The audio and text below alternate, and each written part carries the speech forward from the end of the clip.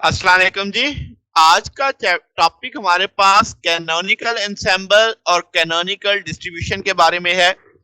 देखेंगे कि canonical ensemble और कैनोनिकल डिस्ट्रीब्यूशन में क्या कुछ होता है। इससे पिछला जो टॉपिक चल रहा था हमारे पास वो माइक्रो कैनोनिकल के बारे में था।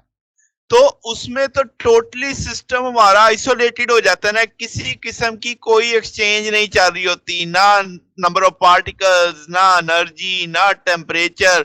तो हर चीज वो आइसोलेटेड में होता है। तो अब उसके कुछ जो जिस वजह से हमें एक नए एंसेंबल की जरूरत पड़ी वो क्या है, पहले उसके यानी एक तरह से समझो ड्रॉबैक वो क्या थे। तो माइक्रो कैनोनिकल सैंबल जैसे मैंने कहा कि परफेक्टली इंसुलेटेड था, किसी किस्म की कोई भी एक्सचेंज नहीं होती थी और उसकी एक फिक्स एनर्जी होती थी। अब ये जो माइक्रो कैनोनिकल जो इससे पहले हम पढ़ चुके हैं वो जर्नल बेसिस है स्टैटिस्टिकल मेथड के अंदर। इसको मगर इस्तेमाल करना प्रैक्टिकली काफी मुश्किल है। दो बड़ी वजूहत जो हम कह सकते हैं वो क्या थी कि आपने जो वॉल्यूम ऑफ फेस स्पेस को एवेल्युएट करना था कैलकुलेशन के लिए, वो एक मुश्किल काम था। और सबसे मुश्किल चीज कि नंबर ऑफ एक्सेसिबल माइक्रोस्टेट एक स्पेसिफिक एनर्जी की, यानी आपके पास पूरा सिस्टम है उसमें एक स्पेसिफिक एनर्जी की कितनी एक्सेसिबल माइक्रोस्टेट्स होंगी, उनकी तादाद, ये कैलकुलेट करना बड़ा मुश्किल था। तो हम कहेंगे, अगर मैं इसकी जरा डिटेल में बताऊं, तो थर्मोडायनेमिक के अंदर हम एग्जैक्ट वैल्यू ऑफ एनर्जी जो है ना वो नहीं जानते जब हम सिस्टम को डील कर रहे होते हैं। तो अब होता क्या है कि हम सिर्फ उसका टेम्परेचर जानते हैं जो उसकी एवरेज एनर्जी बता रहा होता है। तो एनर्जी तो वेरी करती है instant to instant, time average हमें नाउन होता है, तो इसीलिए हमें नहीं पता चलता कि स्पेसिफिक एनर्जी की कितनी नंबर ऑफ माइक्रोस्टेट्स होंगी। ये कैलकुलेट करना बड़ा मुश्किल काम है। तो कैनोनिकल एंसेंबल अब हमारे पास जो हमारा आज का टॉपिक है इसके हमें कुछ मुश्किलात से बचाता है। अब इसमें होता क्या है जरा वो समझ लेते हैं। तो गिब्स हमारे पास उन्होंने एक नया एंसेंबल इंट्रोड्यूस करवाया जिसे कैनोनिकल एंसेंबल या गिब्स कैनोनिकल एंसेंबल्स भी कहते हैं। इसमें क्या था, अब इसमें क्या है कि जनाब कोई भी आपके पास आइडेंटिकल मैक्रोस्कोपिक बॉडीज का एक सेट है जो कि एक स्मॉल पार्ट है, यानी हर वो एक सेट एक स्मॉल पार्ट है किसका, लार्ज क्लोज सिस्टम का। और इस पूरे सिस्टम में एनर्जी एक्सचेंज हो सकती है सराउंडिंग के साथ, तो वो कैनोनिकल एंसेंबल कहलाएगा। जैसे मैं आपको सब बताता हूं इस तस्वीर से, आप देख सकते हो आपको छोटे छोटे सेट बने हुए दिख रहे हैं। Number of particles, volume, temperature, number of particles, volume, temperature, ये सब में सेम चल रहा है। आइडेंटिकल हो गया, बात समझ आ गई। तो आपके पास आइडेंटिकल मैक्रोस्कोपिक बॉडीज के क्या बन गए, सेट बन गए। ये सारे सेट एक हिस्सा है किसका, एक लार्ज क्लोज सिस्टम का। ठीक होगी बात, क्लोज का मतलब ये इंसुलेटेड हो गया। ओके, अब यहां पे मुझे नंबर ऑफ पार्टिकल कांस्टेंट रखने हैं, ठीक है, वॉल्यूम कांस्टेंट रखना है वो भी मुमकिन है, टेम्परेचर कांस्टेंट रखना है। तो अब टेम्परेचर कांस्टेंट तभी होगा कि हो सकता है किसी सिस्टम का टेम्परेचर कम हो किसी का ज्यादा हो। तो मैंने क्या किया कि इस सिस्टम के अंदर की जो वॉल्स थी वो हीट कंडक्टिंग बना दी ताकि हीट एक सिस्टम से दूसरे सिस्टम में जा सके। बात समझ आ गई। तो ये अब इसका मतलब ये हुआ कि आपके पास एनर्जी ट्रांसफर हो सकेगी, एनर्जी एक्सचेंज हो सकेगी। ओके होगी बात। तो अब आपको समझ आ रहा है कि हमने किया क्या है। तो आप कह सकते हो कि कैनोनिकल एंसेंबल हमें उन सिस्टम्स के बारे में बताता है जो आइसोलेटेड नहीं है, यानी ये जो अंदर आपके छोटे छोटे सेट बने हुए हैं ये इनके बारे में है और ये एक दूसरे के साथ थर्मल कांटेक्ट में भी है। ठीक है, अगर आप किसी एक को मानोगे, एक को अंडर स्टडी रखोगे, तो बाकी सारा आपके लिए एक रेजरवायर का काम बनेगा कि उसमें से एनर्जी आ भी सकती है जा भी सकती है। ओके होगी बात। तो इसका मतलब इस सारी सिचुएशन में जो हीट रेजर्व है वो एक बड़ा सिस्टम बन जाएगा। आप किसी एक सेट को आइडेंटिफाई करो तो बाकी सारा जो आपके पास है वो एक बड़ा सिस्टम बन गया। तो आपके पास जो सब सेट यानी एक छोटा सा है वो स्मॉल माइक्रोस्कोपिक पार्ट होगा किसी बड़े हिस्से का। अभी नीचे एक तस्वीर आएगी उससे आपको और अच्छा समझ आ जाएगा। जैसे मैं अब दिखाई देता हूं, जैसे आप देख सकते हैं उसी तस्वीर का मैंने एक हिस्सा दिखा दिया कि एक चीज मैंने उसमें से सिलेक्ट की है, ये मेरा एक सब सिस्टम है। तो इसका ये बकिया हिस्सा सारे का सारा क्या बन गया, हीट रेजरवायर। ओके होगी बात। तो इसका मतलब जो एनर्जी ऑफ लार्ज पूरा जो सिस्टम है वो कांस्टेंट है। तो एनर्जी वो परफेक्टली इंसुलेटेड है, आपने देखा कि उसकी वॉल्स क्या थी, इंसुलेटेड थी। तो हम कहेंगे कि जो पूरा बड़ा सिस्टम है वो क्या है, वो माइक्रो कैनोनिकल सिस्टम है, क्योंकि एनर्जी कांस्टेंट रहेगी। तो जो कि सब सिस्टम है, ये जो नीचे आपको दिख रहे हैं इसके अंदर, वो एनर्जी एक्सचेंज कर सकते हैं किसके साथ, रेजर्वायर के साथ, यानी दूसरों के साथ। तो वो रिप्रेजेंट करेंगे कैनोनिकल सिस्टम को। मुद्दा समझ आ गया, कैनोनिकल सिस्टम समझ आ गया। तो इसका मतलब कोई हिस्सा या सब सिस्टम एक आइसोलेटेड सिस्टम का स्टैटिस्टिकल इक्विलिब्रियम में वो रिप्रेजेंट करेगा किसको, कैनोनिकल एंसेंबल को। ओके होगी बात। तो अब आपको समझ आ गई कि ये जो एक रेड हाईलाइटेड हिस्सा है, जो इसी तरीके से एनवीटी का एक मैंने पार्शन समझाया है, ये मेरे लिए कैनोनिकल एंसेंबल है, क्योंकि अपने दूसरों के साथ, हीट रेजर्वर के साथ ये एनर्जी एक्सचेंज कर सकता है, मगर एज अ होल पूरा लार्ज सिस्टम देखो तो उसकी एनर्जी कांस्टेंट है। तो ये जो ब्लैक में बॉक्स दिख रहा है ये आपका माइक्रो कैनोनिकल हो जाएगा, मगर इसके अंदर जो आपको एक रेड हिस्से में एक पार्ट दिख रहा है इसका जो सब सिस्टम है, वो आपका क्या बन जाएगा, कैनोनिकल एंसेंबल बन जाएगा। ओके होगी बात। तो इसका मतलब जितने भी सब सिस्टम है, जैसे आपको ये दिख रहे हैं, इनको बाज बुक्स में एलिमेंट्स भी लिखा होता है, बाज बुक ने इसको कंपोनेंट्स भी लिखा होता है। तो जितने सब सिस्टम है वो क्या हो गए, कैनोनिकल एंसेंबल हो गए। उन सब का टेम्परेचर सेम होगा, मगर उन सब की एनर्जी मुख्तलिफ होगी। ठीक होगी बात। अच्छा, अब कैनोनिकल डिस्ट्रीब्यूशन क्या करती है, कैनोनिकल डिस्ट्रीब्यूशन मुझे बताती है प्रोबेबिलिटी कि ये जो स्मॉल सिस्टम है उस एक पर्टिकुलर एनर्जी स्टेट वाला, उसको मालूम करना, उसको ढूंढने का चांस वो बताती है। यानी आपके पास डिस्ट्रीब्यूशन फंक्शन डिफाइन करेंगे हम इस एक का, कि भाई आपने प्रोबेबिलिटी मालूम करनी है। ओके तो आप कह सकते हो कि गिव कैनोनिकल डिस्ट्रीब्यूशन है वो मुझे प्रोबेबिलिटी देती है अक्रंस ऑफ डिफरेंट एनर्जी स्टेट्स, या उसके कंपोनेंट, सब सिस्टम, एलिमेंट्स, कुछ भी कह सकते हो, जो क्या बना रहे हैं, कैनोनिकल एंसेंबल बना रहे हैं। ये बात भी सादा सादा सी थी, समझ आ गई।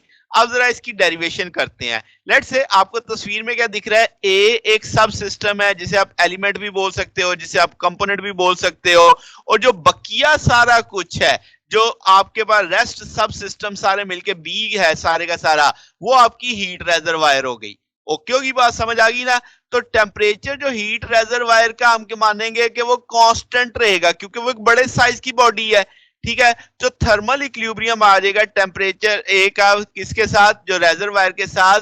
तो वो तभी होगा एक्सचेंज एनर्जी जब उनके बीच में आएगी। अच्छा, अब जो कन्वीनियंट और जनरल मेथड है सारे को सॉल्व करने का, कि आप माइक्रो कैनोनिकल डिस्ट्रीब्यूशन जो पूरे सिस्टम के लिए, जाहिर सी बात हम डिस्कस करेंगे, जिसमें एनर्जी आपकी चेंज नहीं होगी, कांस्टेंट होगी, तो हम मानेंगे कि होल सिस्टम आपका माइक्रो कैनोनिकल एंसेंबल है, जिसमें से एनर्जी आपकी इर्द गिर्द नहीं जा रही। ठीक है, तो इसका मतलब आपके पास इस रेड वाले बॉक्स और बकिया जो हीट रेजरवायर के नंबर ऑफ पार्टिकल्स हैं वो भी कांस्टेंट रहेंगे, एनर्जी भी कांस्टेंट रहेगी, क्योंकि एज अ होल मैं सारे को अब माइक्रो कैनोनिकल पढ़ रहा हूं।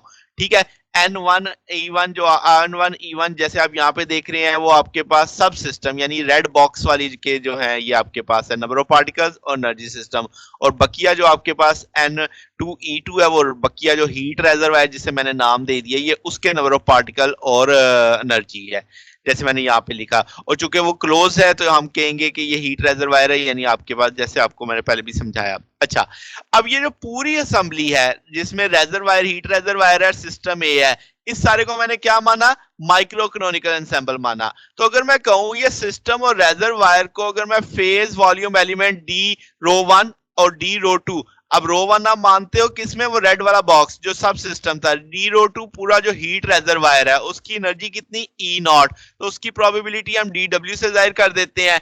तो डी डब्ल्यू बराबर आ जाएगा सी, यहाँ पे प्रोपोर्शनैलिटी कांस्टेंट है, डेल्टा एनर्जी का चेंज, और आपके पास यानी जो आपके दोनों सिस्टम है और जो आपके सिस्टम की ओवरऑल एनर्जी उसका जो डिफरेंस है, डी रो 1 ये आपके क्वांटम स्टेट है और दूसरी क्वांटम स्टेट डी रो 2 है। तो आपके पास क्लोज सिस्टम की एनर्जी को हम ई नॉट कह देते हैं। अच्छा, अब मैं जो प्रोबेबिलिटी है उसे रो से रिप्रेजेंट कर देता हूं, और वो एक डेफिनेट क्वांटम स्टेट जिसे मैं रो एन कह देता हूं, उसकी एनर्जी कितनी मान लेता हूं, ई एन मान लेता हूं। लेट्स से मैंने ई वन इसे कहा था ना, जो मेरा सब सिस्टम था, तो मैं उसी की बात करने जा रहा हूं। तो उसकी प्रोबेबिलिटी को मैंने किससे रिप्रेजेंट कर दिया, रो एन से। तो ई वन को मैं ई एन कह देता हूं, और वहां की प्रोबेबिलिटी 100% मैं कह देता हूं, आपकी क्वांटम स्टेट वन आ जाती है।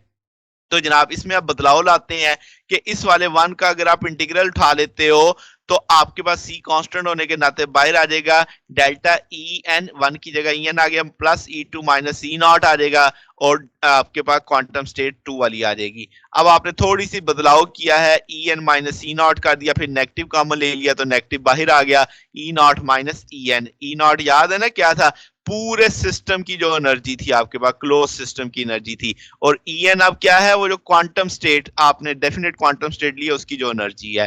ठीक है, तो अब आपने क्या कहा कि जो आपकी क्वांटम स्टेट है, जो ई टू एनर्जी स्टेट है, अगर हम उसे ई टू के लिहाज से डिफरेंशिएट करते हैं तो इस तौर पे लिखी जा सकती है।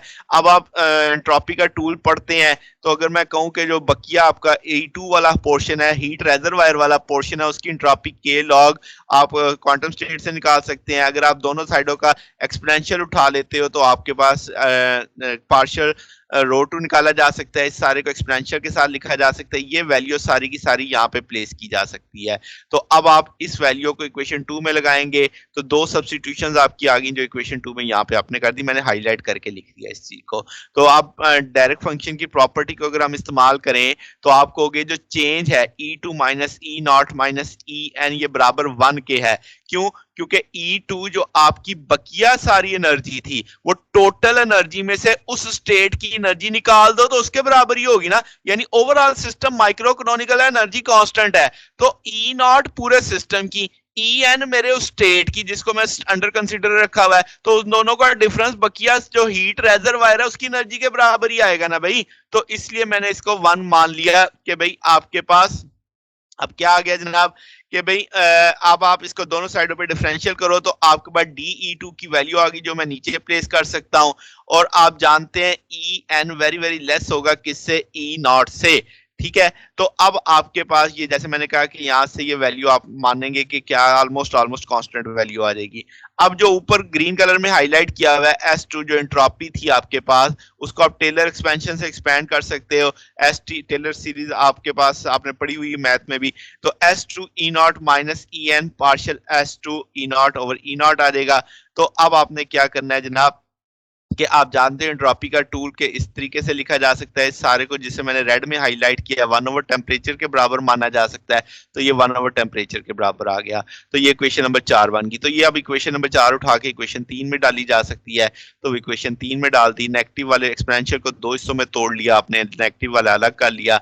अब ये जो सारा हिस्सा है जो एक्सपोनेंशियल ई एन ओवर के टी के साथ लिखा हुआ है, इस सारे को मैं ए कह देता हूं, तो ये इस रूप में आ जाएगा आपके पास, यानी ये साथ वाला सारा हिस्सा ए के तौर पे आ गया। अगर मैं कहूं कि नॉर्मलाइजेशन कांस्टेंट ए से मालूम किया जा सकता है कंडीशन के जो आपकी प्रोबेबिलिटी है, जो क्वांटम स्टेट है, ये 1 के बराबर आएगी, या आप कह लो जितनी भी आपके पास प्रोबेबिलिटी है उन सबको सम करो तो वो 1 के बराबर आएगा, नॉर्मलाइजेशन की कंडीशन है। तो आप इसका मतलब इस सारे का समेशन एन लिख के ये सारी चीज 1 के बराबर आ सकती है। यहाँ से ए की वैल्यू निकाली जा सकती है 1 over exponential minus E n over k T. ये अब आप जानते हैं पार्टीशन फंक्शन 1 ओवर ए के बराबर होता है, सी की वैल्यू निकाली जा सकती है, ये फैक्टर ऊपर चला जाएगा, तो यानी उल्टा के लिख लिया। तो पार्टीशन फंक्शन कैनोनिकल एंसेंबल का जो बताएगा sum of all state of the system, तो हम कहेंगे डिस्ट्रीब्यूशन फंक्शन को आप रो लिखा जा सकता है। तो अब आपके पास क्या है, रो बराबर आ जाएगा 1 ओवर जी एक्सपोनेंशियल माइनस ई के टी। आप देखो मैंने एन हटा दिया, मैंने पूरे ऑल सिस्टम के लिए कर दी, बात जनरलाइज कर दी मैंने उस चीज को। अब आप जान सकते हो के टी यहाँ पे ये अब आपके पास स्टैटिस्टिकल टेम्परेचर के बराबर लिखा जा सकता है, के Boltzmann constant, T thermodynamical temperature होता है, तो इसको इस जगह टॉ से रिप्लेस किया जा सकता है। अब हम जानते हैं जितने भी सब सिस्टम थे वो थर्मल कॉन्टैक्ट थे, तो वो मुसलसल एनर्जी एक दूसरे के साथ एक्सचेंज कर रहे थे। तो कैनोनिकल एंसेंबल जो था वो डील करेगा एक से ज्यादा एनर्जीज के साथ, यानी एक जो आपने जिस चीज को अंडर कंसीडर रखा हुआ उसकी एनर्जी मुसलसल चेंज हो रही है। तो इसका मतलब एक ऐसा सिस्टम जिसमें एक से ज्यादा एनर्जी वाली आ जाएगा मामला। तो इसका मतलब जो आपका ये डिस्ट्रीब्यूशन फंक्शन आया है दिस वन, तो ये आपके पास डिपेंड करेगा एनर्जी पे और टेम्परेचर पे।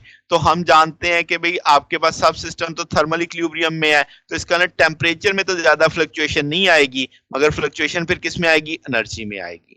अगर आप ये ग्राफ देखें तो आप देख सकते हैं कि ये प्रोबेबिलिटी का ग्राफ है एनर्जी के लिहाज से। जब एनर्जी कम है तो प्रोबेबिलिटी ज्यादा है, तो इसका मतलब मेरा जो सब सिस्टम है उसके लो एनर्जी में होने की प्रोबेबिलिटी ज्यादा है। जैसे जैसे एनर्जी बढ़ती जा रही है उसके होने की प्रोबेबिलिटी क्या होती जा रही है, कम होती चली जा रही है। तो ये हमारा आज का टॉपिक था। अगर आपको इसमें कोई बात पूछनी हो, डाउट हो, तो नीचे कमेंट्स में पूछ सकते हैं। वीडियो अच्छी लगी हो तो वीडियो को लाइक कीजिएगा, दोस्तों के साथ शेयर कीजिएगा, चैनल को भी सब्सक्राइब कर दीजिएगा। अब तक के लिए इतना ही, बाकी इंशाल्लाह फिर नेक्स्ट देखेंगे। ओके, अल्लाह हाफिज।